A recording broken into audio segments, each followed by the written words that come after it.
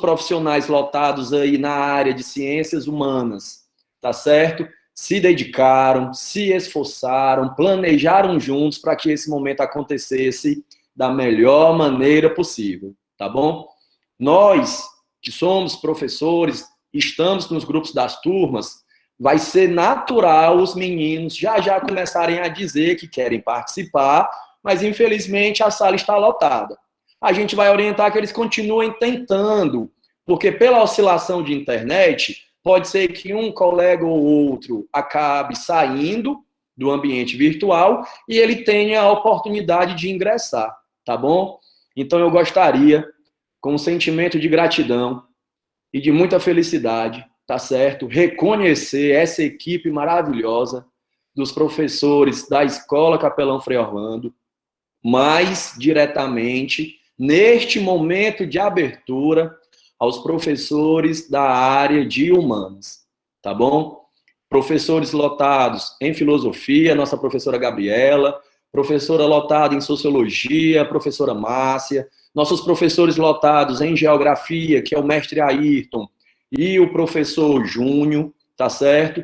Nossos professores de história, Daniela, que está à frente deste momento, tá bom? Eu estou aqui só tomando alguns minutos da fala dela, mas já o palco é dela, tá certo? Professor Marlen, que é professor de história também, e temos aí a nossa professora, coordenadora de área, tia Jaqueline, tá certo? Temos a Maiara também, jamais esqueceria de você, viu, Maiara? É porque a Maiara, ela desenvolve aí 2 disciplinas na escola, geografia e núcleo, nas turmas de primeira série. Desafio novo aí que ela topou para esse ano e vem dando aí um show de bola, tá certo? Então, em nome do núcleo gestor, agradeço a presença de todos os estudantes presentes, de todos os colegas professores das demais áreas de linguagens, de natureza, de matemática, tá certo? A este momento. Gostaria de passar a palavra para o meu colega Pedro Marcelo, para ele dar uma calorosa boa tarde a cada um de vocês, tá certo? E eu acredito que a professora e diretora Idaiane esteja aí tentando entrar, tá certo? Para também fazer parte desse momento, tá bom? Então, Pedro Marcelo, fique à vontade. Logo em seguida, você destina aí a fala à professora Daniela para fazer a apresentação da nossa professora convidada, tá certo? Para que ela possa iniciar aí com o momento de diálogo dela. Gente, minha internet está oscilando, tá bom? Eu estou aqui permutando momentos com o 4G e momentos com o Wi-Fi. Então, quando cai em uma conexão, eu tento ligar a outra, tá bom? Mas não vai atrapalhar aí a minha participação no momento, tá certo? Então, Pedro, fique à vontade, tá certo? E logo em seguida, Daniela, fique à vontade. Pessoal, boa tarde, né? Eu acho que é a operadora mesmo de internet que em Canindé hoje à tarde, ela está meio oscilando a questão. É um prazer, certo, participar deste momento com vocês. E assim, dizer que o trabalho que a área de humanas, né, fortificou, realizou com a parceria de todos os professores da escola, para que essa semana pudesse acontecer, a Semana do Meio Ambiente na nossa escola, foi de fundamental importância, né? A ajuda que cada um de humanas ajudou o professor a construir um vídeo, uma charge, ou qualquer atividade que seja, foi de fundamental importância para esse momento. E assim, e quando a equipe trabalha unida, trabalha no objetivo, né, os resultados tendem a vir. Então, você tem uma sala lotada, olhei aqui, acabei de olhar os grupos, alunos tudo louco, quem sair primeiro eu entro, né, então doido para participar desse momento. Então, sejam todos aqui alunos, professores, né, e o convidado, bem-vindo a esse momento, né. É uma honra fazer parte deste momento com vocês e dessa instituição tão privilegiada e que tanto contribui para o nosso Canindé, certo? Então, Daniele, o palco é seu, fique à vontade aí e eu vou ficar aqui no camarote aqui assistindo. Obrigada aí, Pedro Marcelo. Obrigada, Daniel Martins. É isso, gente. Deu certo, esse primeiro dia está começando bem, né? Nossos alunos abraçando o evento, nós juntos aqui, cada um é um tijolinho na construção dessa semana, que vai ainda vir muita coisa pela frente. Né? E hoje a gente tem a grata como é que se diz, um momento maravilhoso, porque a gente vai poder ouvir uma jovem pesquisadora, certo? Recém-mestre pela UFC, que discute história e meio ambiente, certo? E tem interesses em pensar a questão ambiental como uma coisa presente na nossa vida, inclusive no que a gente come, como é nosso dia a dia, tá entendendo? Do que a gente respira ao que a gente come tem a ver com o meio ambiente. Então, é um tema que não está descolado nem das nossas práticas e também não deve estar descolado da nossa questão enquanto cidadãos e enquanto formadores, né? Então, temos aí uma turma de ensino médio, tá bom? Interessada nesse tema, curiosa, e a Amanda hoje traz uma palestra. O tema é bem interessante, eu vou aqui ler para vocês. História, natureza e antropoceno. Desafios e perspectivas para o século XXI. Ou seja, o que é antropoceno, hein, galera? Vamos ouvir já a Amanda explicando para a gente, dividindo esse conceito com a gente, certo? Vamos compreender de uma forma mais complexa a nossa relação, né, enquanto sociedade, como a gente se relaciona com o meio ambiente. Amanda, você é muito bem-vinda.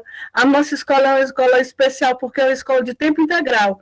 Então, é uma escola que funciona manhã e tarde acolhendo esses meninos. Então, eles têm o costume de ter atividade, discussão, debate entre eles e com a gente, numa agenda bem completa, né? Infelizmente, por conta da pandemia, essa presença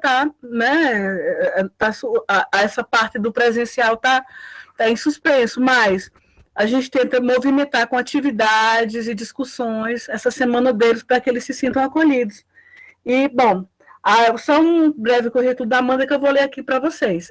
Tem mestrado em História Social pela UFC e é graduada em História também pela UFC. Desenvolve pesquisas na área de História do Brasil, com ênfase em História Social do Trabalho. Integra o grupo de trabalho Seca, Cultura e Movimentos Sociais e o núcleo de estudos sobre memória e conflitos territoriais. Então, a Amanda tem essa fala hoje para contribuir ao longo da semana, ao recebermos as lideranças que a gente vai receber, o pessoal da Escola do Campo, essa discussão de hoje vai se desdobrar ao longo da semana e outras questões. Meninos, fiquem à vontade ao longo da fala de Amanda para registrarem suas questões no chat, porque, à medida do possível, eu vou repassando para ela, tá bom? Então, eu vou passar a palavra para você, Amanda. A Amanda também vai fazer uma apresentação. Ela já se prontificou a deixar o PowerPoint que ela preparou para hoje com a escola, para que a gente possa utilizar, né, e repassar para os meninos pelo Classroom, tá bom? Bem-vinda, Amanda. Bem-vindos, estudantes. E vamos começar aí, nosso momento. Boa tarde a todos e todas. Primeiramente, eu gostaria muito de agradecer pela possibilidade de compartilhar esse momento com vocês. E também gostaria muito de reforçar, né, como é bacana e como existe muito trabalho coletivo envolvido em uma construção de uma semana do meio ambiente. Então, viva aos professores e às professoras. Obrigada, professora Daniela, pela apresentação. Sou da área de História e trabalho como assessora de projetos socioambientais pela Fundação CEPEMA, nas temáticas de juventude, mudanças climáticas, gênero, sistemas ecoagroalimentares. Então, assim, como educadora, é importante reconhecer a importância de ter esses espaços com vocês, jovens, alunos do ensino médio. A gente acredita muito no potencial de transformação de vocês. Eu vou pedir licença, pessoal, para compartilhar a minha tela, pode ser? Um momentinho. Eu preciso só da ajuda de vocês para que vocês me confirmem se a tela está aparecendo e se vocês conseguem me escutar bem. Tá sim, viu? Está aparecendo, está dando para lhe escutar, professora. Perfeito, maravilha, pessoal. Pois eu vou iniciar a apresentação.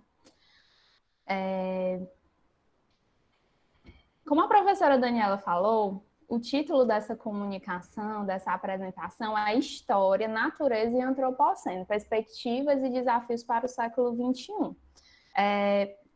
Para construir essa apresentação, pessoal, eu tentei articular um pouco, né, do que a gente estuda conceitualmente na história e refletindo também o tempo presente, certo? A professora disponibilizou uns 40 minutos, 50 minutos, então acho que a gente vai conseguir tocar em alguns pontos importantes e eu gostaria muito assim de pedir para que a gente tentasse perceber essa temática a partir de uma ideia de complexidade. Assim, que vocês não se prendam tanto à área da história, mas se permitam pensar o diálogo das diversas áreas do conhecimento, certo? Principalmente o que a gente costuma ver na escola. Acho que uma perguntinha central e um bom ponto de partida, pessoal, é refletir sobre o que seria e sobre o que é o antropoceno. Quando a gente procura recursos de leituras, como notícias, como reportagens editoriais, a gente percebe que esse conceito, essa categoria de análise antropoceno, ela é muito frequente no discurso contemporâneo. E ela pode ser entendida como um período na história humana, na história da sociedade, em que a ação humana ela modifica de forma sensível o espaço físico. A atividade humana sobre o planeta, ela consegue modificar e alterar sensivelmente os ecossistemas e os espaços físicos. Esse conceito ele foi formulado ali ao final da década de 90, início dos anos 2000, e atualmente, dentro dos grupos de discussão de educação ambiental, dentro dos grupos de projetos socioambientais, ele é bastante utilizado para orientar um conjunto de práticas e de ações relacionadas a projetos socioambientais, tanto no Brasil quanto no mundo. Um bom ponto de partida, pessoal, pensando o que seria esse antropoceno, é contextualizar um pouco, é trazer um pouco como a história, enquanto ciência, percebe a relação do homem com a natureza, certo? E aqui, talvez seja interessante a gente trazer algumas contribuições bibliográficas, trabalhar com alguns conceitos muito assim, pertinentes e que orientam muito a nossa forma de perceber o mundo. Quando a gente estuda dentro das leituras de história social, que é uma grande área do conhecimento dentro da ciência histórica, costumes em comum, estudo sobre a cultura popular tradicional. Essas categorias de análise, costumes, culturas, elas são muito presentes dentro da nossa formação e nos ajudam a pensar possibilidades de interpretação da realidade, certo?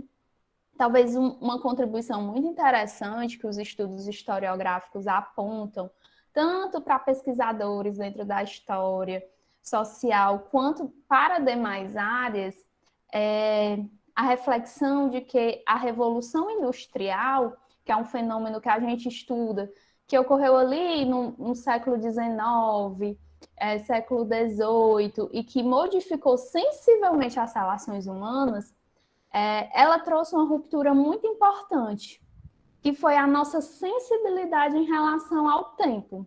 Devido à Revolução Industrial, que ocorreu primeiro ali na Europa e tardiamente chegou ao Brasil, a gente entende que algo muito essencial da experiência humana foi profundamente afetado, que foi a nossa experiência de tempo. É como se a nossa forma de experimentar, as nossas sensibilidades de tempo, elas deixassem de ser orientadas pela natureza, pelo tempo das tarefas, para ser orientada pelo tempo do trabalho. Parece uma ruptura boba, mas é muito importante a gente perceber como essa modificação nas sensibilidades de tempo possui impactos profundos na contemporaneidade, nos modos de construir sociabilidades, de construir relações sociais. Então, essa é uma contribuição conceitual muito importante e que a gente consegue instrumentalizar e observar em diversos recortes sociais, geográficos e de tempo. A ruptura em relação à sensibilidade de tempo. A gente perde progressivamente a relação com o tempo da natureza, o tempo do campo, e passa até a nossa notação interna de tempo progressivamente organizada a partir do tempo da fábrica, do tempo do relógio, do tempo do trabalho. Contemporaneamente, a gente pode perceber que, por exemplo, o tempo da cidade, o tempo do espaço urbano, um crescimento desorganizado, ele é completamente diferente do tempo que a gente experimenta no campo, por exemplo, no espaço rural. E essa sensibilidade de tempo, ela modifica práticas sociais e culturais muito importantes. E mais para frente da apresentação, a gente consegue amarrar um pouquinho melhor. Uma segunda contribuição, pessoal, bibliográfica, é importante a gente fazer esse percurso, né, historiográfico, para começar essa apresentação, é pensar por que, na história do Brasil, essa relação com a terra, com o espaço físico, ela é tão conflituosa. O Brasil, ele, dentro de um cenário nacional e internacional, ele tem a temática da terra, do espaço físico como central, tanto no desenvolvimento social, como no desenvolvimento cultural, como no desenvolvimento econômico, né? Nessas relações econômicas contemporâneas. O acesso à terra, o uso da terra, é uma temática chave e central para a gente entender as grandes questões contemporâneas do Brasil. E fazendo esse percurso historiográfico, a gente entende que durante alguns séculos, até o século XIX, por exemplo, desde o período colonial até o século XIX, as terras, elas eram adquiridas, elas eram utilizadas de uma forma muito desigual e muito arbitrária. Não existia uma política de terras que assegurasse um acesso igualitário. As terras eram obtidas por meio de ações ilegais, sem parâmetros, o que ocasionou um problema que é muito grave, pensando a história do tempo presente, que são os grandes latifúndios, a grande concentração de terra existente nas mãos de poucas pessoas, né, nas mãos de poucos produtores. Então, essa questão da terra, essa temática sobre a terra, que a gente não vai conseguir aprofundar nesse espaço, o objetivo não é esse, mas essa temática da terra, ela tem um processo histórico que é muito profundo e é muito desigual. E que a historiografia, a ciência histórica, como uma área do conhecimento, ela busca refletir sobre. Ela busca apresentar possibilidades de interpretação, certo? Aqui, pessoal, é muito interessante que a gente consiga fazer conexões, que a gente consiga lembrar, rememorar em que momento da nossa formação a gente estudou, por exemplo, o século XIX. E dentro da história, como a gente pode, por exemplo, estabelecer conexões com os nossos estudos em geografia, com os nossos estudos em biologia, por exemplo, em outras áreas do conhecimento, entre a sociologia. A ideia é que a gente consiga fazer conexões, certo? E pensando essa historiografia tradicional, o acesso à terra, ele é tido de uma forma desigual. A gente, enquanto políticas públicas, o acesso à terra ele foi uma legislação muito tardia e que ainda assim concentrava latifúndios nas mãos de poucas pessoas, e que quando a gente faz essa conexão com o tempo presente, a gente percebe que explica por que, por exemplo, a estrutura econômica do Brasil, ela é essencialmente agrária, por exemplo, ela tem características de monocultura, ela não é diversificada, Então, é importante a gente olhar para esse processo de industrialização tardia existente no Brasil, ali ao final do século XIX, início do século XX, e como esse processo de industrialização teve conflitos diretos com o acesso à terra, certo? A gente percebe que a relação com a terra, ela possui profundos diálogos com a relação campo-cidade. Então, esse movimento de migração, o movimento de deslocamento entre regiões, ela é muito importante para a gente perceber os conflitos e as dimensões sociais, culturais, econômicas, existentes tanto entre o campo quanto entre a cidade, certo?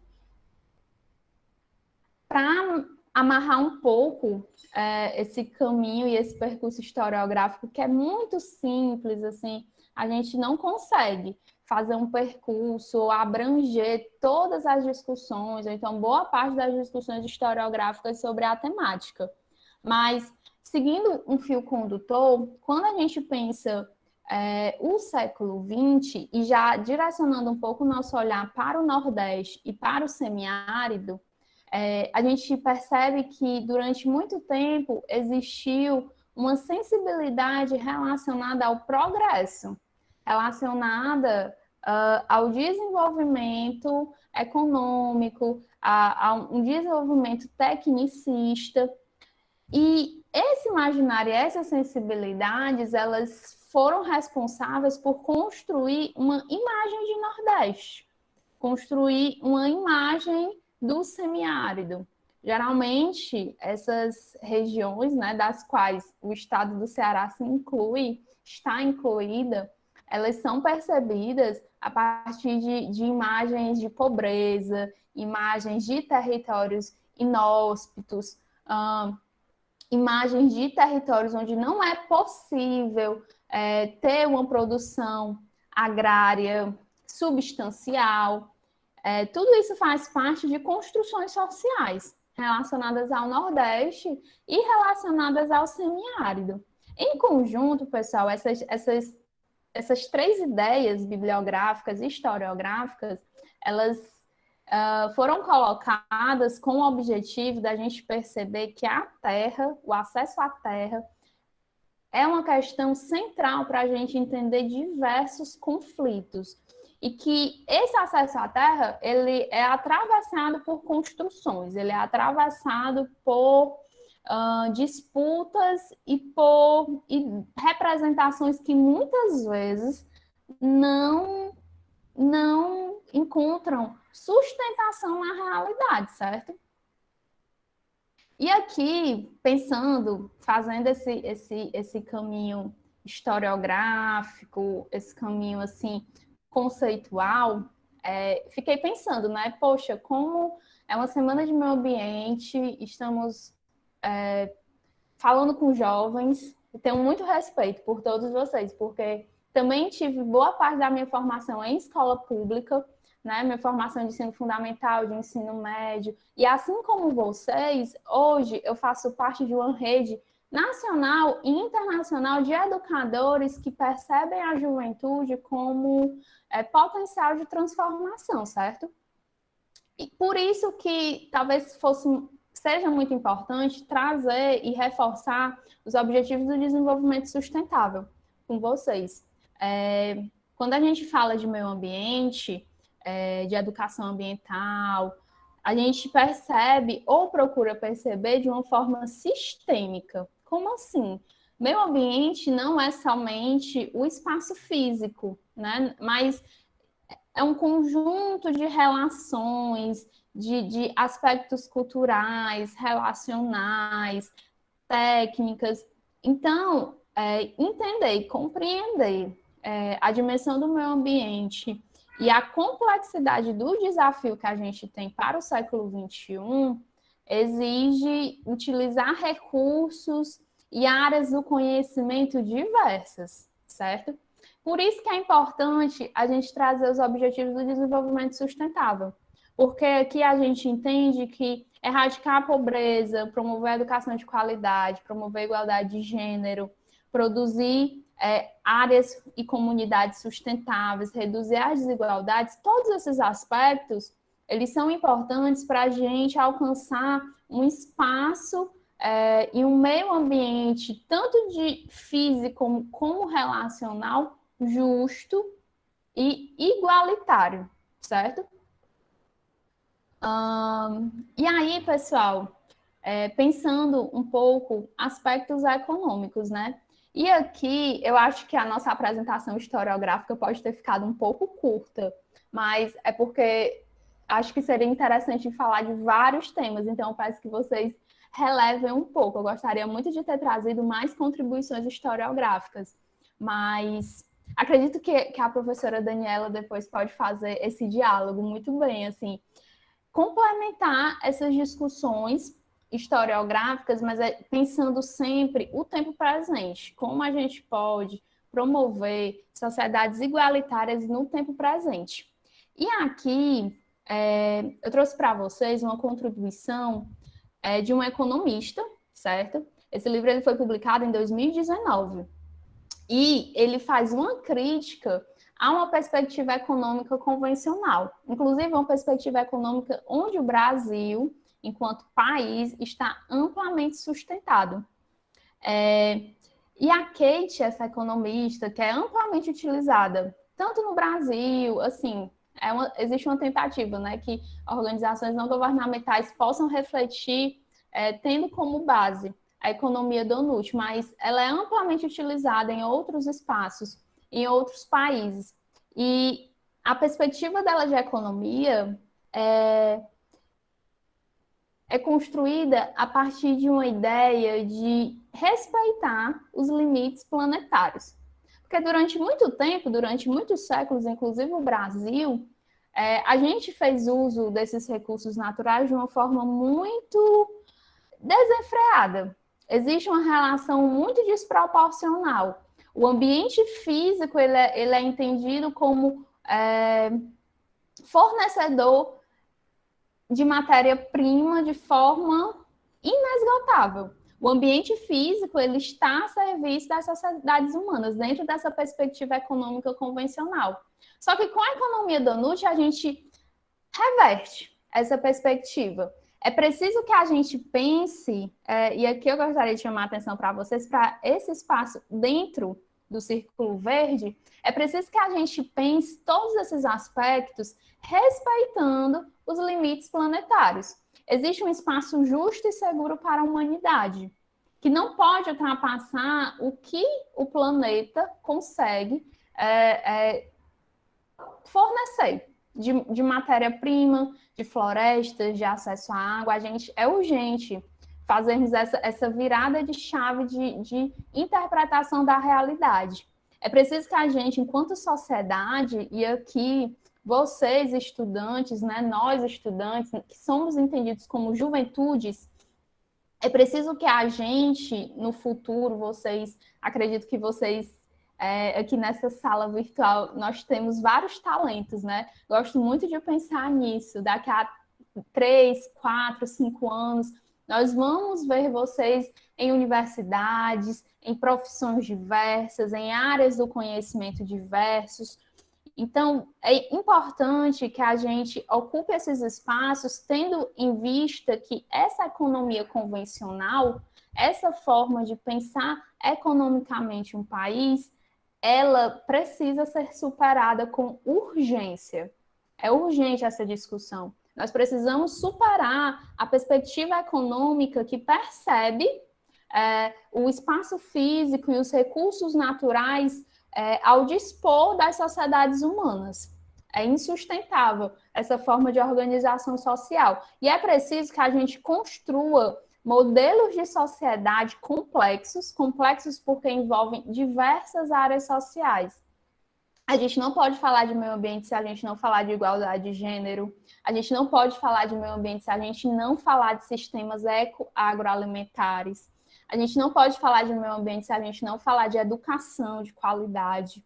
Então, assim, é complexo porque a resolução dessas grandes questões da contemporaneidade, elas possuem respostas diversas.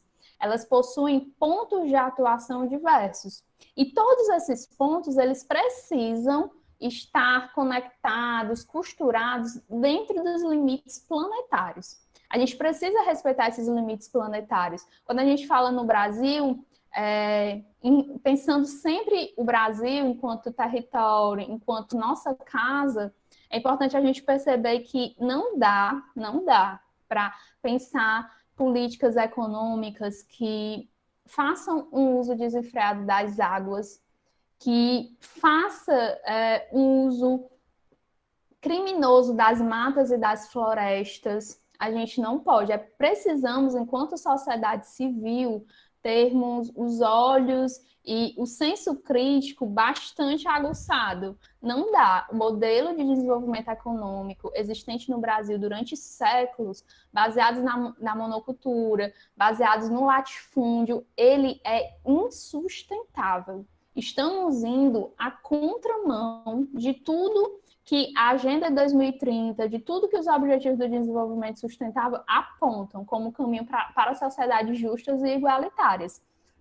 E o que acontece quando a gente ultrapassa esse limite ecológico, né? Esse limite social e esse espaço justo e seguro da humanidade?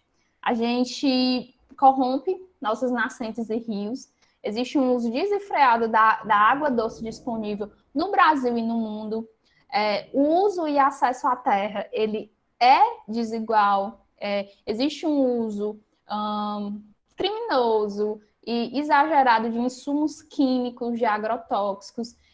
Nós temos a perda da biodiversidade. Quando nós olhamos o cenário de queimadas e devastação das florestas, nós estamos falando de perda de biodiversidade. Nós temos uma das matas mais ricas em biodiversidade do mundo.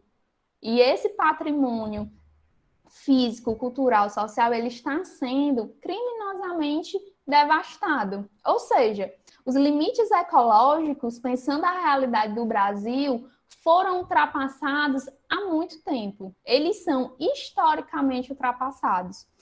A gente tem um agravamento das mudanças climáticas, a gente tem processos de poluição química. Então, todos esses aspectos nos ajudam a pensar quais dimensões precisamos ajustar, né? Quais são as áreas sociais, econômicas que precisam passar urgentemente por uma transição ecológica. E aqui, pessoal, eu trouxe, assim, para a gente conversar um pouco, o relatório Medindo o que Importa na Agricultura e Sistemas Alimentares. Esse relatório, ele foi publicado em 2019 também, 2018, 2019. Ele é bem recente. E ele reforça um pouco essa ideia de complexidade que a gente conversou no começo, né? Durante muito tempo, a gente olhou, né, enquanto sociedade, nós olhamos enquanto sociedade para os problemas sociais e econômicos de uma forma muito isolada.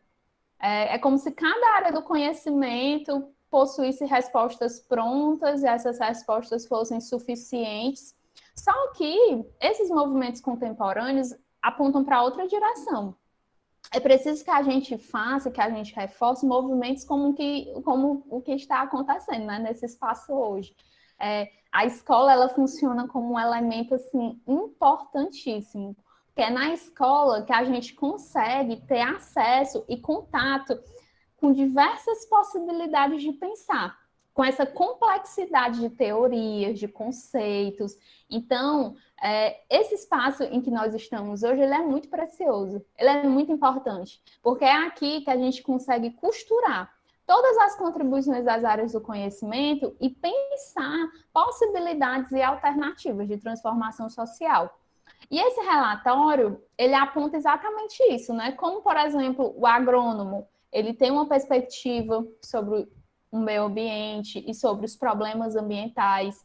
Como os ambientalistas, eles também têm uma perspectiva, o sociólogo tem uma perspectiva, o economista, o historiador, que não mostra na imagem, mas nós historiadores também temos, né, categorias de análise, categorias conceituais para pensar esse espaço físico. todas as áreas do conhecimento, de alguma forma, olham para o espaço físico e procuram pensar, diagnosticar as demandas, os problemas e pensar em soluções.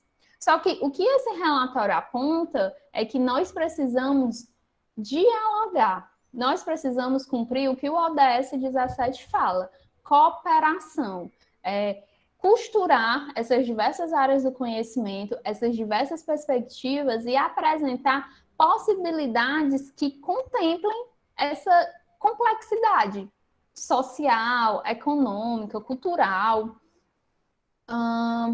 E aqui, pessoal, indo muito assim nesse movimento de trazer esses relatórios e o que vem sendo produzido e pesquisado, pensando o Nordeste, quando a gente olha para o painel internacional de mudanças climáticas e um relatório de antes de 2010, esse relatório, o IPCC, aponta que os modos tradicionais de agricultura e o desmatamento foram responsáveis por 24% das emissões de carbono.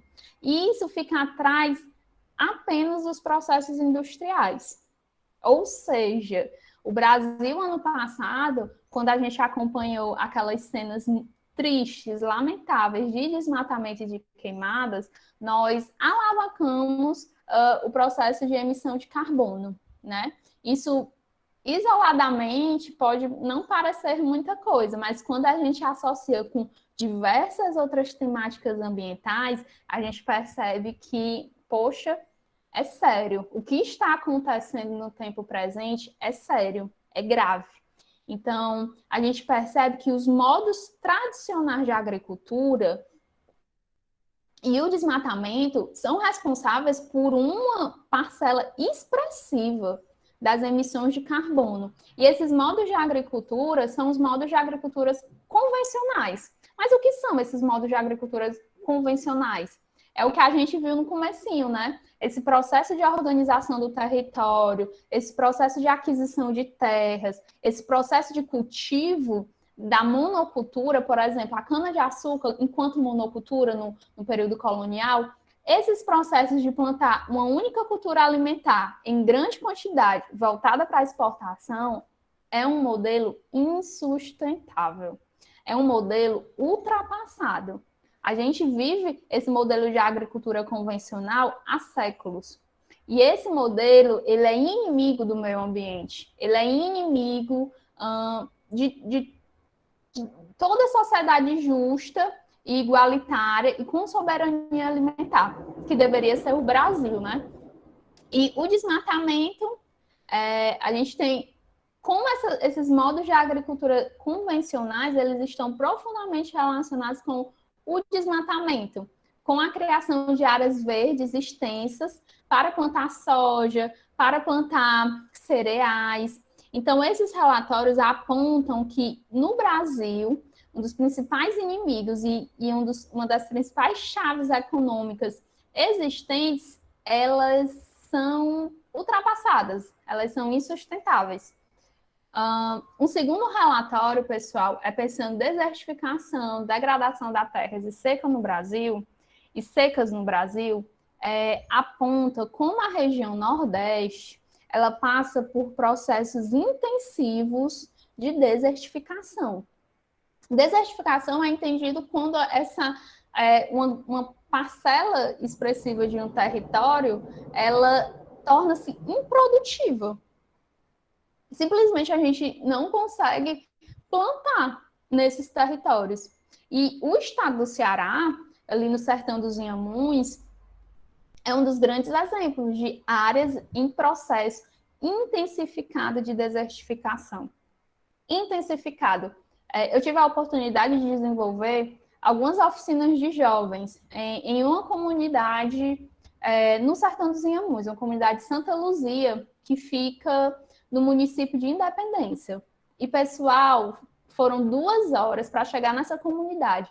Foram 2 horas de moto, porque era o transporte possível, de deserto, de áreas sem plantação verde, certo? Então, assim, é um processo, é um fenômeno urgente. O nosso estado, ele tem áreas expressivas em processo de desertificação, em processo avançado de desertificação. E isso tem profundo diálogo com os fenômenos e os processos de desmatamento. Quando a gente olha também o Atlas dos Remanescentes Florestais da Mata Atlântica, a gente percebe que o estado do Ceará ele concentra 7,40% de Mata Atlântica. E aqui eu gostaria de voltar um pouquinho para aquelas chaves bibliográficas e conceituais que a gente falou no começo. Toda essa construção social em torno do Nordeste, em torno do Ceará, né? Quando a gente fala de seca, de desertificação, às vezes as pessoas assim até falam, poxa, mas né, esse é o imaginário que existe sobre o Ceará, esse é tipo um caminho possível para o nosso estado. E esse relatório, apesar dele mostrar uma porcentagem tímida, né, de Mata Atlântica, a gente tem 7,40% de Mata Atlântica no estado, ele também é um respiro. Esse território ele fica ali Serra da Ibiapaba, Maciço do Baturité, e realmente são regiões em que existe essa biodiversidade mais evidente, né? Então, apesar de ser tímido esse número, ele é um respiro, porque é possível a gente recuperar essa vegetação. O nosso estado ele não precisa ser um estado em processos em territórios com extensões avançadas em desertificação. Essa não precisa ser a narrativa do nosso estado. E aí, pessoal, tentando assim costurar um pouco, né? Isso que a gente está conversando. Quando a gente pensa esses fenômenos contemporâneos da desertificação, do desmatamento, dessas reservas tímidas de Mata Atlântica, e pensando inclusive também o desmatamento e as queimadas criminosas existentes ano passado, existem cenas terríveis, né? Dessas queimadas, desse desmatamento, a gente percebe que talvez o verbo de ação mais importante para esse ano e para os próximos anos seja reflorestar. Talvez o nosso verbo de ação mais importante seja reflorestar. Aqui eu trouxe uma imagem para vocês que foi de sábado, né? Eu fiquei muito feliz assim de receber essa imagem. Essa comunidade de Santa Madalena, ela fica em Tianguá, que é uma região entendida como semiárido também.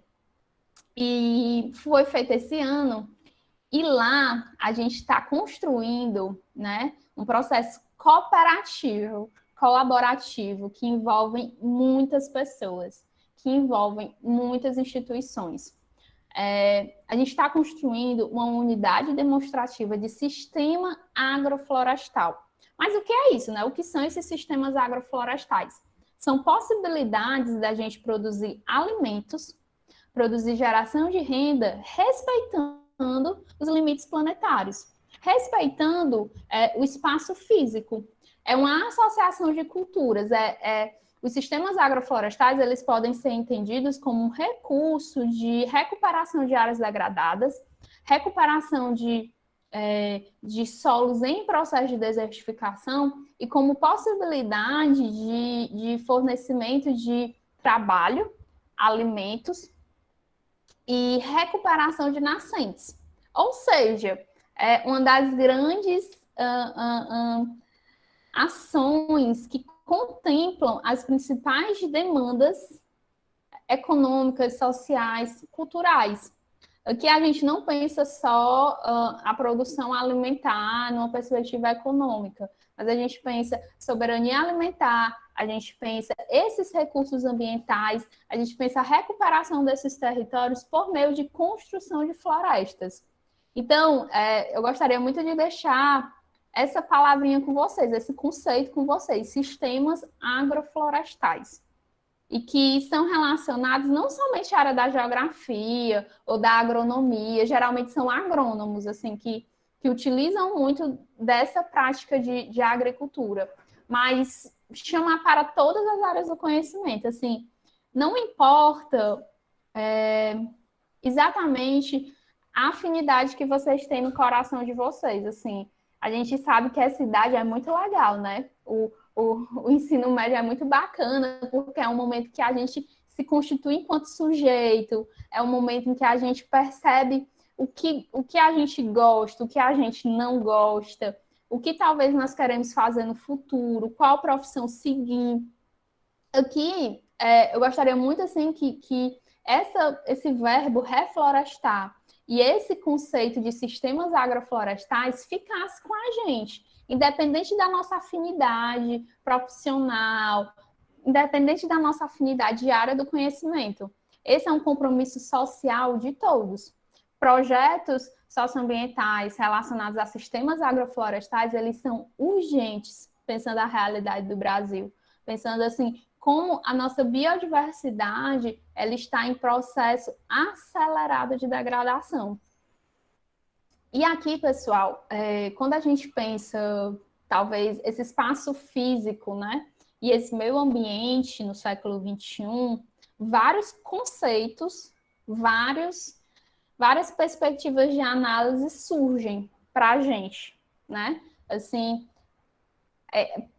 o desafio da gente integrar essa complexidade, da gente costurar essas diversas áreas do conhecimento em prol de um movimento maior, que é a recuperação das matas e florestas, ela nos coloca alguns desafios relacionados a essas novas categorias de análise, né? Esses novos conceitos. Esse glossário, pessoal, ele foi retirado de uma publicação, O que é Resiliência?, que foi publicado em Estocolmo, na Suécia, e que busca pensar os serviços ecossistêmicos, os sistemas socioecológicos e os processos de resiliência desses ecossistemas. Então, aqui, a gente pode perceber que diversos conceitos, assim, da biologia, da geografia, da história, da sociologia, todas essas áreas são indispensáveis, da filosofia, todas essas áreas são indispensáveis para a gente construir alternativas. Vocês percebem que não tem como, né? A gente encaixar ou definir, poxa, esse glossário ele está mais para uma determinada área do que para outra. Não. Existe um diálogo intrínseco entre as diversas áreas do conhecimento. Língua portuguesa, matemática. Então, assim, é um desafio complexo e cooperativo.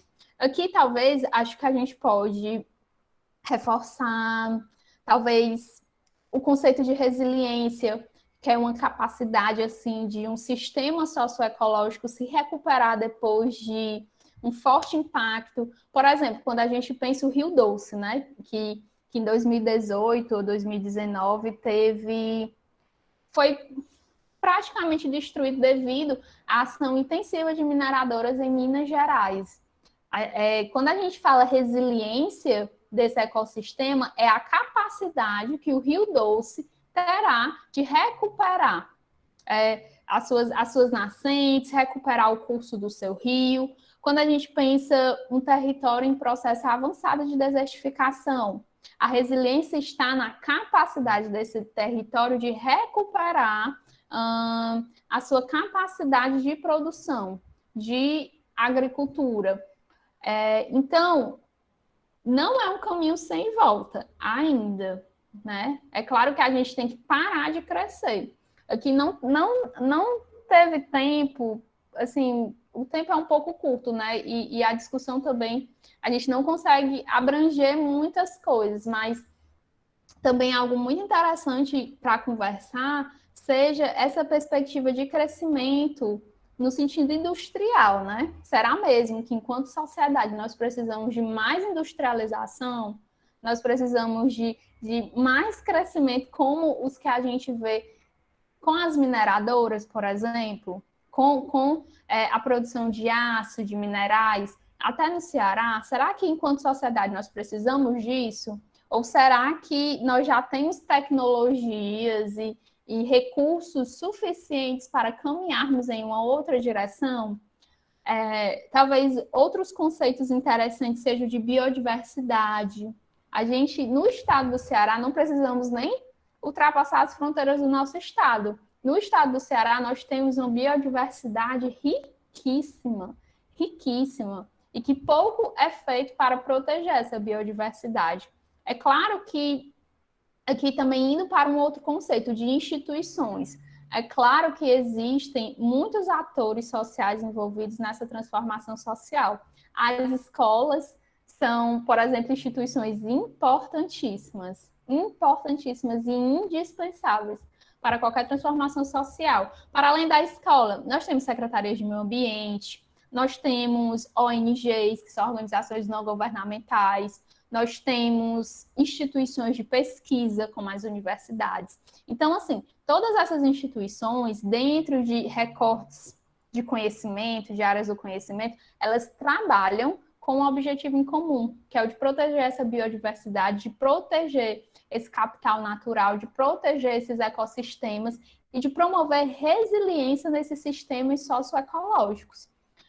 Talvez um outro conceito também muito importante para a gente conversar rapidamente, seja o de sistema socioecológico, o de perceber essa interação com o espaço físico, tendo em vista aspectos sociais, como, por exemplo, a chave para a gente refletir sobre isso está nas ciências humanas, né? A filosofia, a sociologia, a história, a geografia, que pensam essas relações sociais de diversas perspectivas, são possibilidades de interpretação da realidade muito importantes e indispensáveis para a gente promover atividades e políticas públicas que consigam dar conta do grande desafio que a gente tem. Um outro conceito muito interessante, o de governança adaptativa. A gente precisa, enquanto sociedade, nos organizarmos de uma forma mais democrática. E isso nos microgrupos sociais, né? Quando a gente está em uma sala de aula, a nossa capacidade de relacionamento em uma sala de aula, nossos pactos de convivência, a nossa relação de respeito, por exemplo, com os professores, ou em relação ao núcleo gestor, todas essas habilidades e essas práticas de relacionamento, elas também são importantes para a construção de uma sociedade mais justa. Nós precisamos de uma governança adaptativa. E isso a gente vai encontrar em todos os espaços da nossa vida. Seja no espaço escolar, que é o nosso primeiro grande contato, né, enquanto indivíduo, seja na universidade, vocês daqui a algum tempo vão ocupar espaços, nossa, muitos, né? É muito bom ser professor porque é muito bacana a gente perceber onde os jovens acabam sendo inseridos após a escola, né? Como existe, assim, uma complexidade também de atuações, de afinidades. Então, em todos esses espaços, a gente precisa de competências sociais e relacionais que permitam a construção de interações mais humanas, interações que tenham como perspectiva uma governança adaptativa, o respeito, práticas de interação que respeitem a integridade do outro enquanto sujeito, enquanto indivíduo. Aqui, voltando para o nosso relatório de fundamentos científicos e econômicos da agricultura e da alimentação, a gente reforça, né, como a perspectiva de sistema ela é importante para a gente perceber o que é essa realidade contemporânea que se apresenta para a gente, né? Então, é muito importante que a gente consiga compreender a realidade social a partir de sistemas. Mas aqui, gente, não é perder de vista a especificidade e a contribuição de cada área do conhecimento. A gente não quer isso. Cada área do conhecimento possui definições e especificidades próprias daquela área do conhecimento. Mas a gente precisa, com urgência, desenvolver a nossa capacidade de diálogo, desenvolver a nossa capacidade de cooperação, de funcionar enquanto sistema e de pensar soluções dentro de uma perspectiva sistêmica. A gente precisa construir políticas públicas, ações sociais, pensando a diversidade de sujeitos, de áreas do conhecimento, de subjetividades, de demandas, de territórios, de cultura. Então, assim, não é achar que tudo é a mesma coisa, não é isso. Cada área do conhecimento tem a sua especificidade, tem as suas delimitações, tem o seu corpo teórico, tem o seu corpo metodológico, mas é começar a pensar diálogos. Como é que a história pode dialogar com a biologia? Como é que a história ela pode dialogar com a geografia, com a filosofia, com a sociologia, com a matemática? Né? A matemática que já puxa mais para a economia, com a língua portuguesa. Como é que a gente pode pensar essas interações e essas cooperações? Então, e aqui, pessoal, eu gostaria também de reforçar e de apresentar uma possibilidade da gente pensar esses sistemas alimentares, certo? Quando a gente fala de meio ambiente, é possível ir para várias temáticas. É possível ir para o uso das águas, é possível ir para o reflorestamento, é possível ir para a igualdade de gênero. Só que construindo essa comunicação dentro do cenário em que a gente vive, um cenário de uma crise sanitária sem precedentes, um cenário onde o Brasil e o Nordeste, em específico, está sofrendo muitíssimo com a insegurança alimentar. Segurança alimentar é quando a gente não sabe quando e como será a nossa próxima refeição. Como assim, em 2021, com todos esses suportes tecnológicos, com toda essa industrialização, a gente vive com um problema relacionado com a fome? Como é que um país como o Brasil, que tem sua base econômica sustentada na exportação agropecuária, enfrenta um problema relacionado com a fome? É absurdo, né? É absurdo a gente pensar que, no tempo presente, essa é uma das nossas principais demandas sociais. Existem pessoas que não sabem o que vão comer nas próximas refeições. Então, quando a gente pensa um sistema eco-agroalimentar, a gente incorpora essa perspectiva de sistema. A gente percebe que pensar alimentação não é somente pensar a agricultura convencional, é pensar políticas públicas relacionadas à soberania alimentar, é pensar usos alternativos da terra, é pensar a produção de orgânicos, é pensar a não utilização de insumos químicos como agrotóxicos, é pensar a formação social e humana que as pessoas possuem relacionadas ao tema, é pensar o uso de tecnologias sustentáveis, é refletir sobre tradições, modos de fazer, cultura alimentar, sementes crioulas, frutas nativas, biodiversidade, ou seja, pensar o nosso sistema alimentar como um todo exige um diálogo de temáticas e percepções que é enorme, que é gigante e que exige a participação de todos, todos que estão nessa sala, todos, absolutamente todos. Pensar todos e todas, pensando sempre essa igualdade de gênero.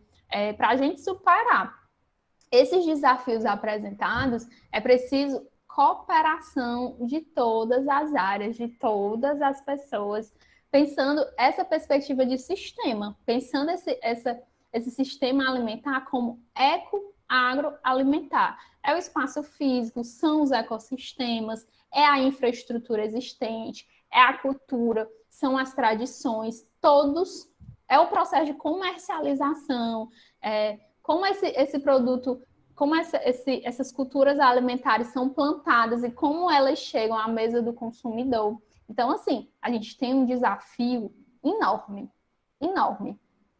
E esse gráfico, pessoal, ele foi retirado do... Eu não consigo ver muito bem a legenda, porque está encoberta, mas ele é de 2018 e 2019 também. Ele dá, assim, indícios de como é complexo essa relação entre a alimentação e meio ambiente e espaço físico. A gente entende, por exemplo, quando a gente pega qualquer variável, certo? Indo para o desmatamento, a gente percebe que o desmatamento ele tem relação direta com a agricultura. E o desmatamento afeta a biodiversidade, afeta o regime de chuvas. E se afeta o regime de chuvas, afeta a disponibilidade de água. Se afeta a disponibilidade de água, afeta a produtividade da terra.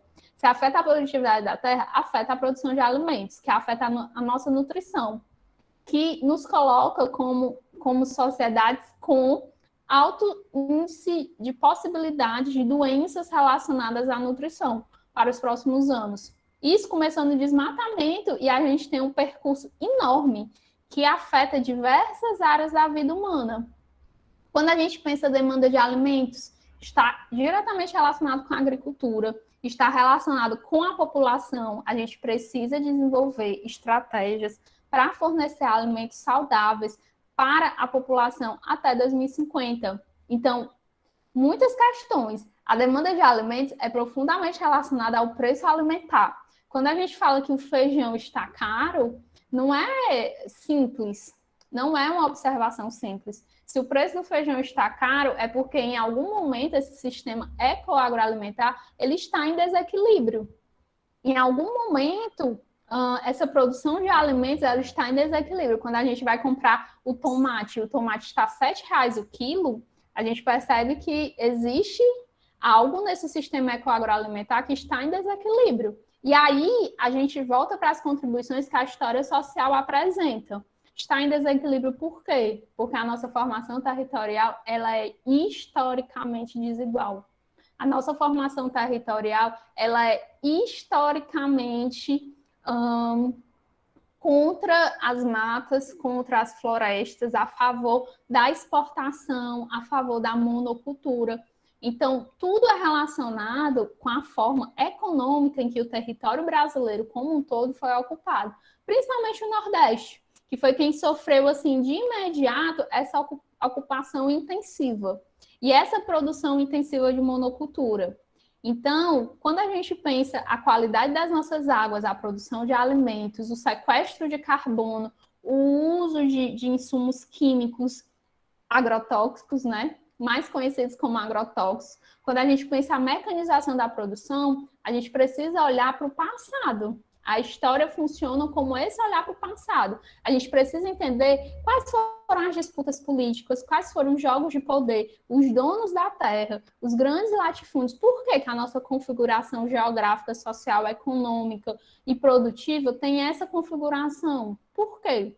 Né? Essa contribuição que a história, como ciência, contribui e agrega, porque enquanto ciência histórica, a gente consegue perceber os grupos de poderes que ocuparam territórios, que cometeram genocídio com as comunidades indígenas. Aqui a gente tem uma possibilidade de trabalhar temas diversos. Poderíamos ter ido para as populações tradicionais, mas acreditando também que vocês vão ter esse contato, né, ao longo da semana. E talvez, se eu puder ter contribuído nesse sentido, de perceber que o genocídio de comunidades e grupos indígenas está relacionado com a ocupação da terra, com o modelo econômico, assim, são pequenas contribuições que eu já fico muito feliz se tiver ficado assim, sedimentado, sabe? De pensar que essa estrutura econômica em que nós vivemos e que enquanto sociedade nós sustentamos nossas práticas, ela é completamente sustentável, né? A gente perdeu a nossa sensibilidade de tempo com a natureza. Enquanto sociedade, nós vivemos acelerados, nós vivemos conectados com o outro tempo, nós perdemos a dimensão de relações comunitárias. Quando a gente visita uma aldeia indígena, quando a gente visita grupos indígenas, a gente percebe que eles têm uma forma de relação que nós, enquanto grupo, já perdemos há muito tempo. Eles têm relações comunitárias. É o que a gente costuma chamar de bem viver.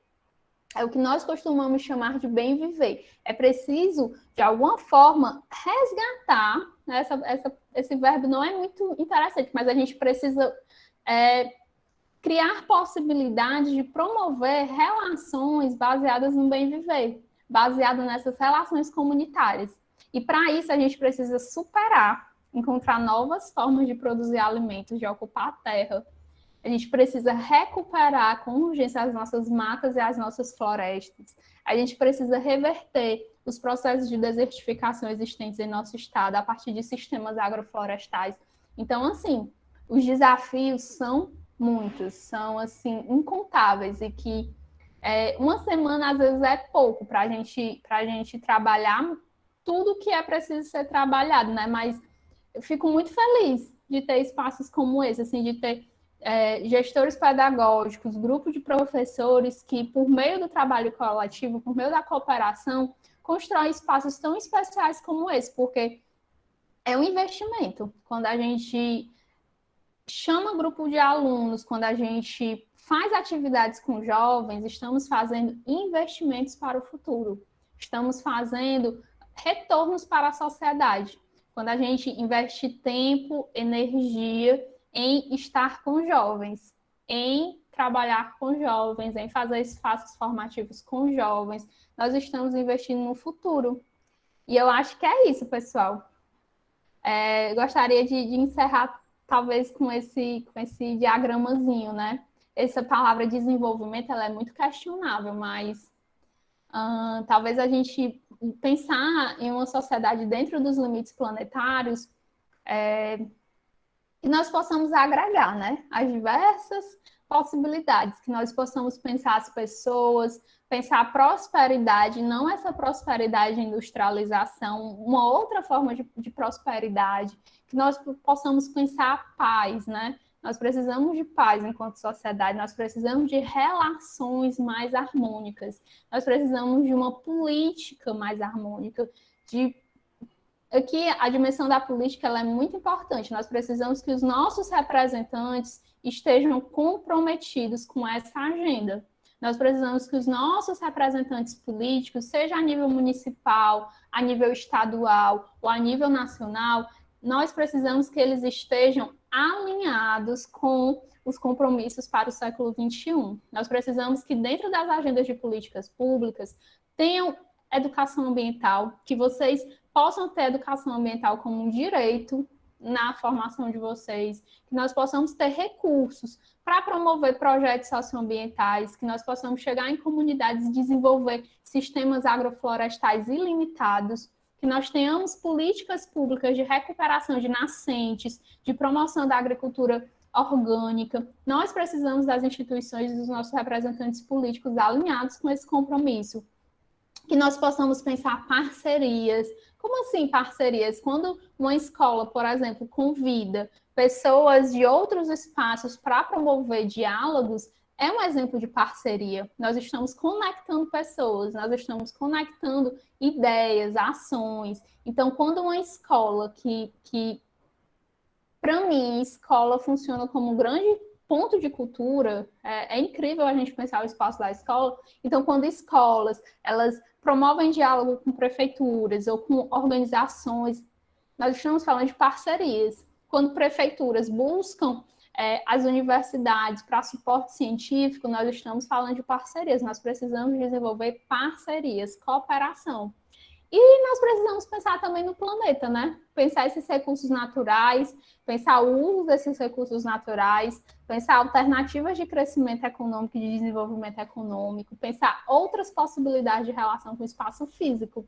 Então, muitas temáticas, né? Muitos pontos, mas que nós possamos, assim, costurar isso. Costurar dentro de um alinhamento de ações e perspectivas, né? Acho que é isso, pessoal. Encerrando um pouco, acho que estou no tempo, né? Vou descompartilhar minha tela. Amanda, muito obrigada pela fala, pelo empenho em tentar tocar em todos os aspectos, em diversos aspectos, né, desse tema.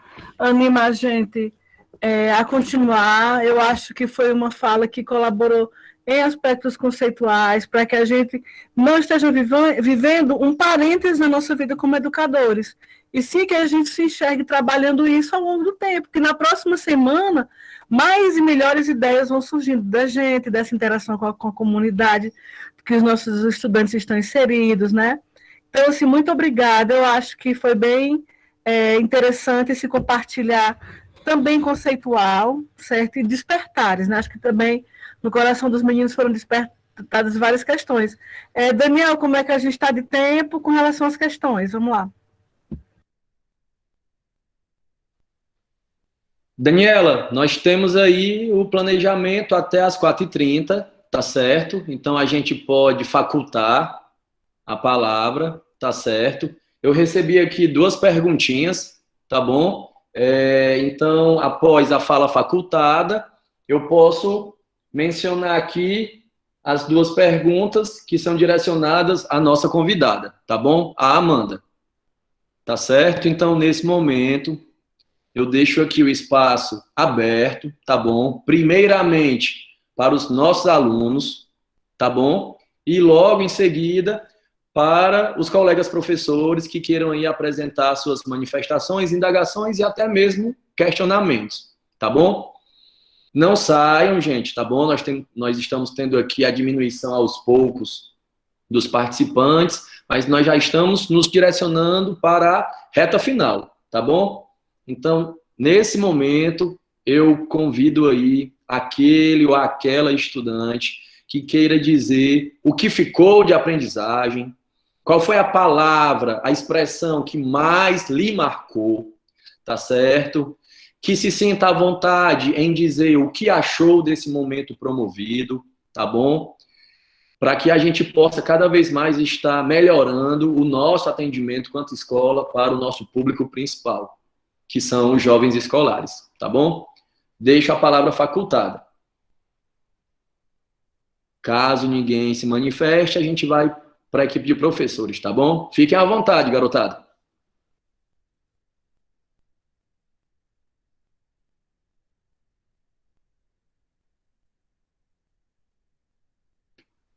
Luanda, geralmente tu participa dos momentos ligando o microfone. O que foi que houve? Que hoje tu tá escrevendo apenas no chat?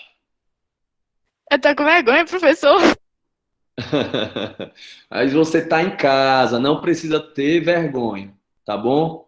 Vou aqui fazer a leitura então, Amanda, tá certo? De alguns comentários no chat que nós temos aqui. Foi incrível a sua apresentação, várias palminhas e coraçõezinhos demonstrando carinho, né? Dos alunos aqui de primeira série. Alguns professores manifestando aí o sentimento de felicidade pela sua colaboração. Expressões do tipo arrasou, momento proveitoso.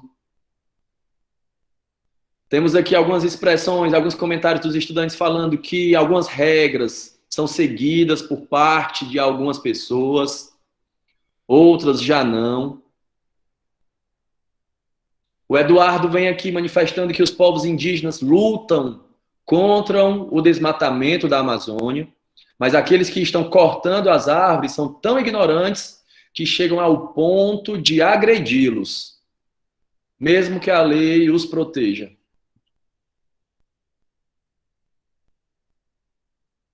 Temos aqui alguns outros comentários, algumas outras expressões por parte dos meninos. Então, de antemão, eu fico muito feliz em saber que nós tivemos aí um momento que, de alguma maneira, tocou aí essa juventude, que daqui a um tempinho vão estar aí em plena sociedade, atuando diretamente com essas problemáticas sociais. Tá certo? E é importante pensar sobre essas questões. Douglas, eu vou desligar meu microfone, tá bom, Douglas? Fica à vontade. Certo. E é importante pensar sobre essas coisas porque, visto de um ponto de vista, a gente é o futuro da humanidade de modo geral. Vocês, que já são adultos, que já são pessoas formadas, daqui a algum tempo vão ser velhinhos e vão acabar como seres vivos, indo para algum lugar que eles conheçam. Mas nós, agora jovens, devemos ter a consciência, a complacência de entender que o nosso planeta, ou ao menos o que rodeia todo o nosso espaço, é importante ter essa noção de cuidá-lo, de preservá-lo, porque se a gente continua com a mesma ignorância, a mesma não complacência das pessoas que ferem o meio ambiente de maneira geral, a gente não vai viver por muito tempo. o planeta só vai vir a declínio e nossa espécie vai desaparecer. É algo deprimente de ser dito, mas é o que vai ocorrer se a gente não fizer nada, se a gente não preservar o nosso planeta. Existe uma questão que a gente pode colonizar Marte, viver lá, mas por que não cuidar do nosso planeta, o de agora? O planeta que a gente vive nesse momento, nesse presente. Por que ir para outro planeta e futuramente acabar com esse planeta do mesmo jeito que a gente acabou com o planeta Terra? Por que não cuidar do nosso planeta Terra agora, nesse exato momento? Não cuidar da nossa Terra, do nosso lar, nesse exato momento? Porque, por mais que a gente possa colonizar outros planetas e ficar nisso, se a gente não mudar essa visão, essa percepção, a gente só vai destruir esse outro planeta que a gente colonizou e ficar nesse ciclo. Então, a ponta que deve ser mudada é sim a nossa percepção em relação ao modo que a gente vê o nosso planeta. Porque até então, o meio ambiente era um assunto muito, muito, muito raso, que ninguém dava importância.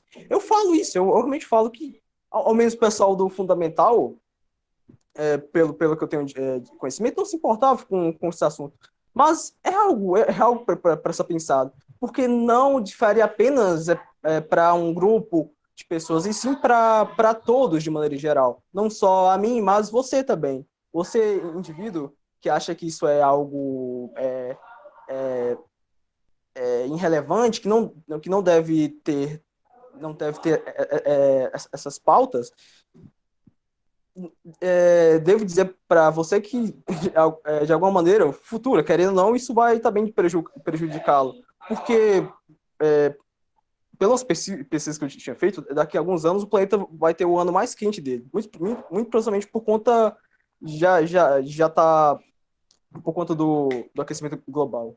Então, finalizando a minha fala, devemos cuidar de nós mesmos e também de nosso planeta. Cuidar, ter essa importância, ter esse carinho pelo nosso lar.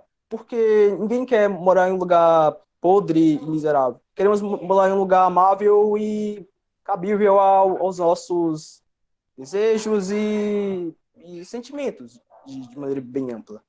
É isso. Douglas aí, né? Sempre com boas reflexões. Cara, eu acredito muito no seu potencial, no potencial aqui da garotada que vem, né, tomando de conta desses momentos promovidos pela escola, que são os nossos alunos aí de primeira série, e vocês estão aí merecendo muito reconhecimento, tá certo? Estão cada vez mais encantando os seus professores. Nossos alunos de segundo e terceiro ano também participam bastante dos momentos que a gente promove, porém, por alguma razão, é a garotada recém-chegada que vem aí tocando a bola junto com a equipe de professores. Então, continuem sempre assim, tá certo? Nesse momento, a fala continua facultada para algum estudante. Caso não, nossos professores podem ficar à vontade. Amanda, eu tenho aqui 3 indagações que eu vou pedir para que você me permita eu apresentar as 3 e no momento único de fala você organiza aí as suas respostas, tá bom? Aí eu vou apresentar as perguntas agora, enquanto os nossos professores logo em seguida vão fazer a participação deles. A primeira se fala tanto em proteção ao meio ambiente, desde a época da escola, porque muitos adultos não fazem a sua parte. A outra eu sozinha não tenho como fazer muita coisa. Tem comportamentos que eu faço que ajudam, eu acredito que ajudam a preservação, a proteção ao meio ambiente, e comportamentos às vezes errados. Esse estudante aqui, ele reconhece que tem uns momentos positivos e alguns momentos não tão positivos assim, nesse comportamento de preservação ao meio ambiente. O que fazer para melhorar isso? E a última o que fazer para os negacionistas acreditarem no aquecimento global, né? Eu fico imaginando esse tipo de pergunta com o professor regente em sala de aula, né? Os meninos, no momento de discussão acalorada, exigindo uma resposta pronta do professor, quando muitas vezes a gente está ali é para inquietar e fazer com que eles mesmos percebam que eles sabem as respostas. Mas são essas 3 perguntas, tá bom? Meus alunos e professores, fiquem à vontade, tá bom? Enquanto vocês vão aí apresentando as manifestações de vocês, a Amanda vai organizando as ideias para as respostas, tá bom? Pronto, acho que... Obrigada, professor Daniel, pelas perguntas. Vou tentar responder, então, assim, apontar algumas perspectivas, né? Porque muitos adultos não fazem. Então, a gente, dentro da nossa formação, né, enquanto educadores, alunos, nós vimos de um processo onde essas discussões faltam, né? E onde falta também estrutura governamental para lidar com problemas contemporâneos, o lixo, o consumo. Então, acredito que não existe uma resposta individualizada. Talvez o que nós podemos fazer enquanto sujeitos seja o que nós já fazemos dentro da nossa prática como educadores e vocês, alunos, como alunos, participar de espaços, promover reflexões, pensar a atuação do poder público dentro dessas esferas. Nós não temos, assim, esses processos de organização sociais, eles são bem anteriores a nós, né? Nós temos que a agenda ambiental ela não está presente nas prefeituras, não existem políticas públicas consistentes para a mitigação desses problemas. Então, é cobrar dessas instituições e dessas instâncias representativas.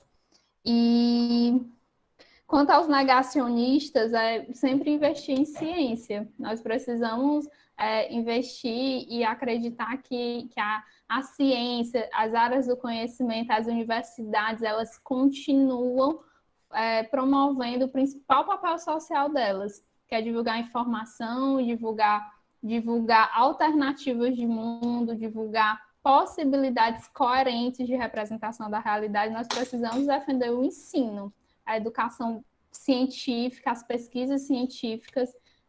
Acho que é um pouco disso.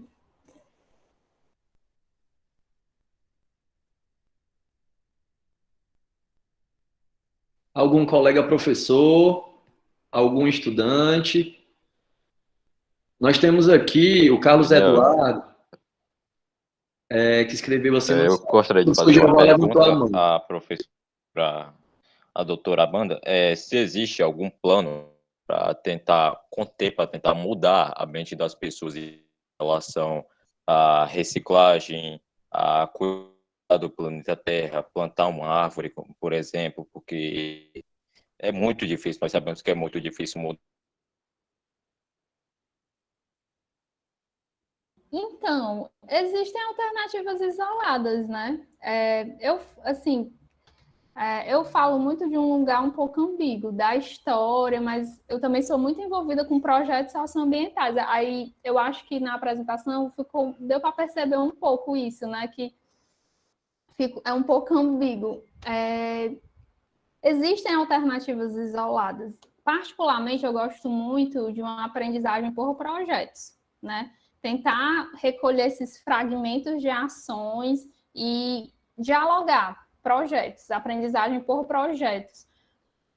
Pensando que é preciso pessoas para colocar esse projeto em prática. Por isso que o espaço da escola ele é tão rico. Porque quando a gente pega turmas de ensino médio, é possível desenvolver atividades práticas muito ricas, né? Como a professora Daniela falou, assim, é muito triste que uma geração esteja tendo esse processo formativo em meio a uma pandemia, em formato virtual, porque limita muito as nossas ações. Caso nós estivéssemos em um outro cenário, em um outro contexto, seria pegar essas ações isoladas, porque existem. Eu acho que o Brasil, como um todo, ele avançou bastante em pesquisa, em ações, em projetos. Existem alternativas viáveis de resolução dessas demandas, tanto do lixo quanto de reflorestamento. Agora, talvez falte um pouco instrumentalizar isso, né? Trazer essa informação para dentro da escola, por exemplo. A escola, assim, é esse espaço de ações práticas, é esse espaço de potencial, assim, é uma pena que as pessoas foram saindo da sala e é normal que isso aconteça. Mas quando você pensa 100 alunos, né, entre alunos e professores numa sala virtual, são muitas pessoas. Então, talvez, assim, penso que um desafio seja isso, seja juntar essas expertise, essas áreas do conhecimento, mapear o que vem sendo produzido de alternativas e cooperativamente tentar construir atividades práticas, né? Tentar focar em projetos socioambientais com a escola, e isso só funciona se houver trabalho cooperativo. Assim, é indiscutível, só funciona se houver colaboração. Mapear essas iniciativas, essas ações relacionadas aos diversos temas, seja lixo, seja recuperação de nascentes, e pensar projetos políticos socioambientais. A gente tira o político aqui, mas pensar projetos socioambientais, né? E um planejamento dessas ações. É muito possível. Agora, desafios, né? São desafios, mas que são possíveis, assim. Nós temos aqui o professor Jeová, que levantou a mãozinha para se manifestar.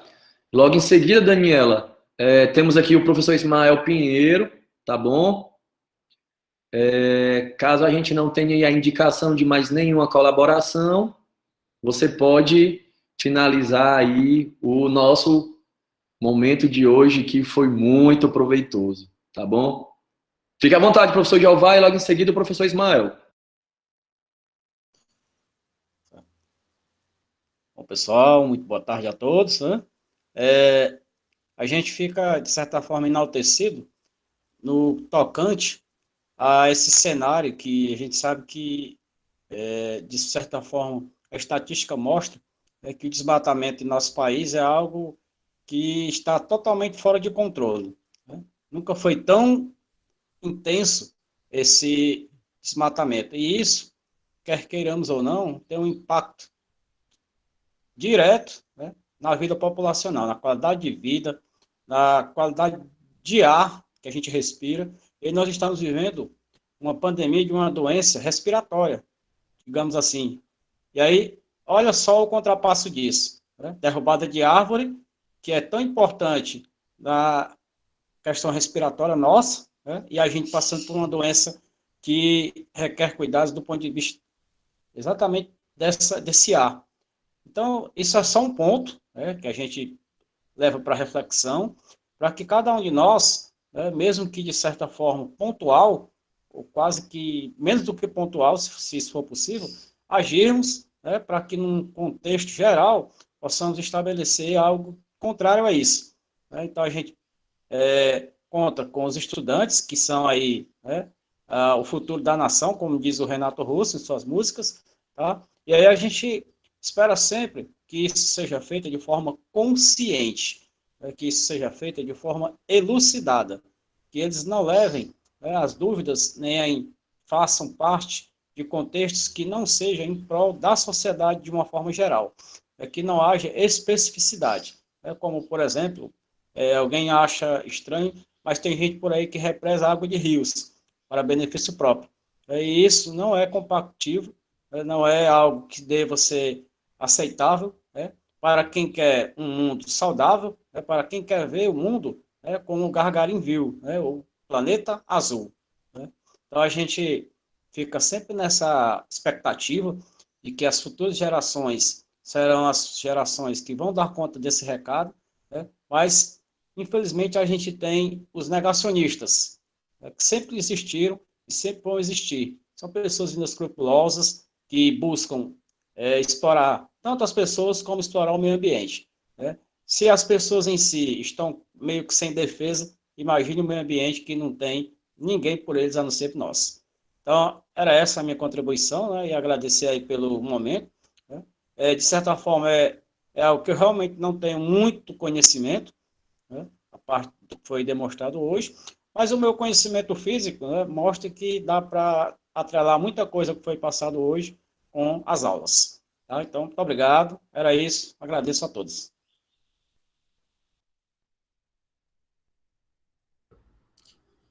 Professor Jeová, sempre muito modesto, hein? Boa tarde, senhorita Amanda Guimarães, Daniele Márcia Medina, coordenador Daniel Martins e aos os meus colegas professores e aos estudantes. Olha, eu vejo assim, eu cheguei aí numa boa continuidade já do que estava aí explicando a senhorita Amanda, e eu não minto para você, é algo que constantemente, toda semana, eu penso nisso, né? Eu penso desde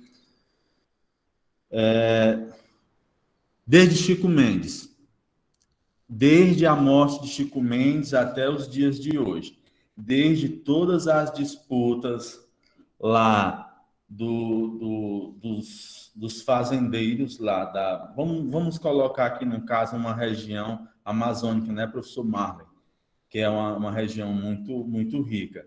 E eu posso desmatar o equivalente a uma área de campo de futebol que ninguém vai sentir. Só que sente, galera. A questão de dizer assim, olha, a Mata Atlântica, a floresta amazônica não é o pulmão do mundo, certo? Sabemos que o pulmão do mundo é sim... É água doce. Está lá nos oceanos, certo? Está ligado aos oceanos. Só, entretanto, se você pegar uma imagem 3D computadorizada do trabalho fotossintetizante que uma folha só de uma árvore faz, você diz, cara, como é que isso pode acontecer? Não é o pulmão, mas é filtro. Não é o pulmão, só que faz uma transformação dessa luz solar em algo que passa a ser bastante benéfico para mim como ser humano. Ou seja, se eu desmatar uma área equivalente a um campo de futebol num local que nem a Amazônia, eu vou usar essa linha aqui como linha do tempo, certo? É uma linha imaginária aqui onde estão os meus dedos. A parte esquerda vai ser onde eu vou desmatar um local X de terra. Eu desmato aqui. Vai ter pluviosidade aqui nesse local onde eu vou desmatar? Vai ter pluviosidade porque ao redor tem bastante árvore. Mas aqui na frente, pode ser no estado mais à frente, pode ser em uma pequena comunidade mais à frente, vai faltar água, certo? Vai faltar chuva ali, vai faltar pluviosidade.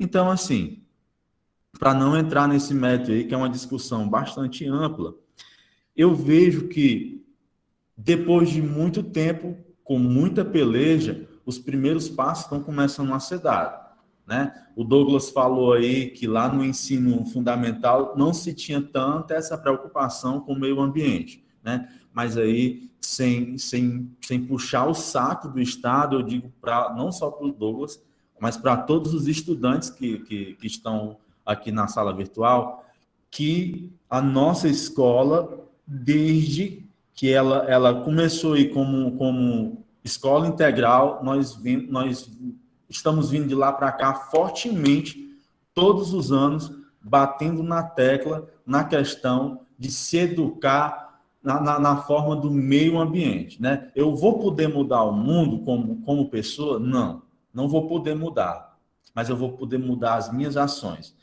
Amanda, eu costumo dizer para os meus estudantes o seguinte em sala de aula: se você buscar comer menos carne, você vai estar ajudando o meio ambiente. Mas como assim, professor? O que tem a ver o meio ambiente com eu comer sem carne? É isso, né, Ismael? É sim. Sabe por quê, professora Márcia? Porque para manter 1 quilo de carne de um boi, é necessário mais ou menos aí de 10 a 15 litros de água. Aí tu imagina um boi com 350 quilos, imagina um boi com 200, imagina uma boiada. Imagina o crescimento populacional, imagina uma sala educada por nós aqui na escola, comendo 1 quilo de carne a menos ao mês. Quantos litros de água eu não vou estar economizando, certo? Quantos hectares de terra eu não vou estar ali conservando para não ser desmatado? Ou seja, não precisa ser algo mirabolante. É preciso ser que cada um tenha a sua parcela de contribuição. Então, como eu falei, o primeiro passo já foi dado, que essa questão aqui é a conscientização.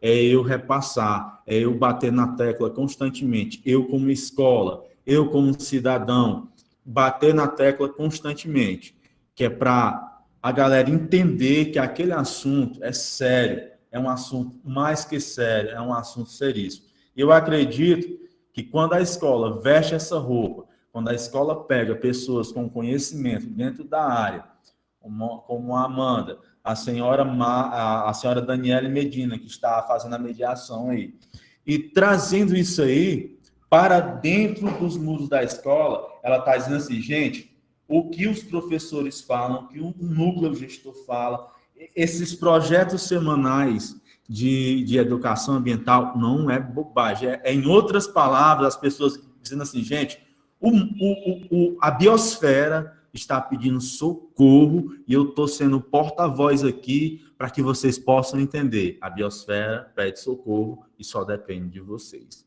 certo? É esse o meu adendo, é essa a minha participação e obrigado pelo rico momento aí disponibilizado para os estudantes.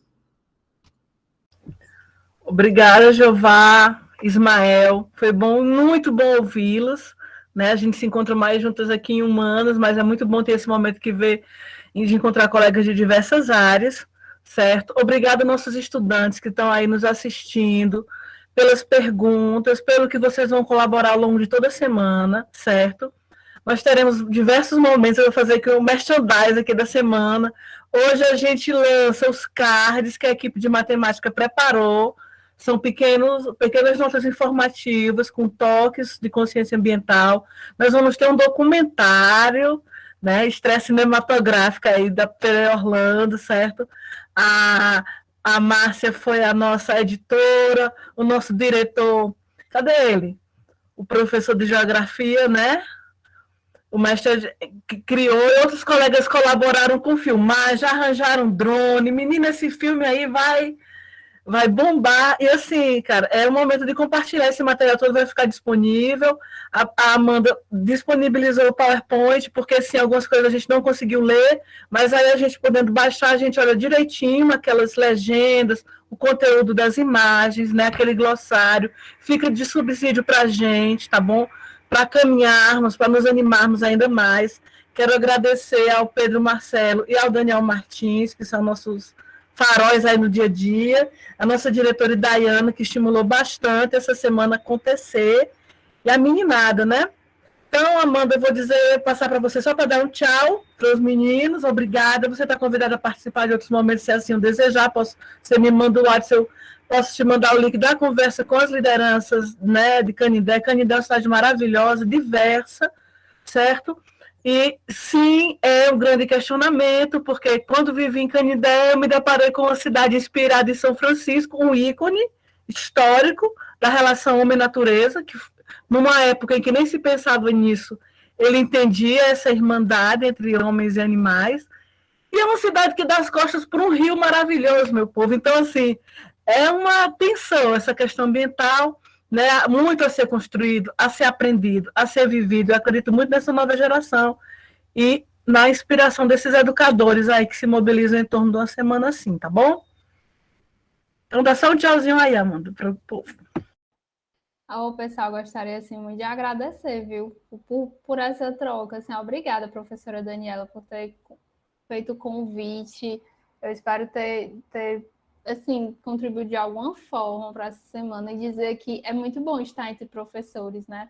Inspira muito quando a gente vê, assim, um trabalho coletivo para fazer dar certo, para fazer com que a semana do meu ambiente aconteça, assim, de uma forma tão rica, tão diversa.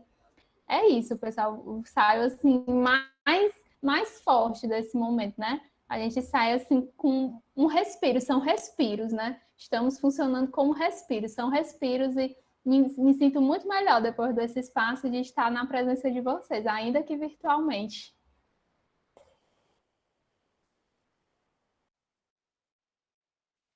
A gente que agradece aí, tá bom, Amanda? E só para encerrar, dizer que acredite que a Escola Capelão Frei Orlando, ela está sempre de portas abertas para quando você desejar, tá certo? Pensou numa ideia, pensou em alguma articulação a ser promovida e precisar de uma escola parceira, aqui em Canindé você tem uma. Viu? Precisar de professores parceiros, aqui em Canindé você tem também. Precisar de outros recursos humanos que possam colaborar com suas ideias e com o que você trabalha, com o que você acredita, a Escola Capelão Frei Orlando, ela está disposta a ajudar a você realizar tudo o que você precisar para promover a melhoria aí da aprendizagem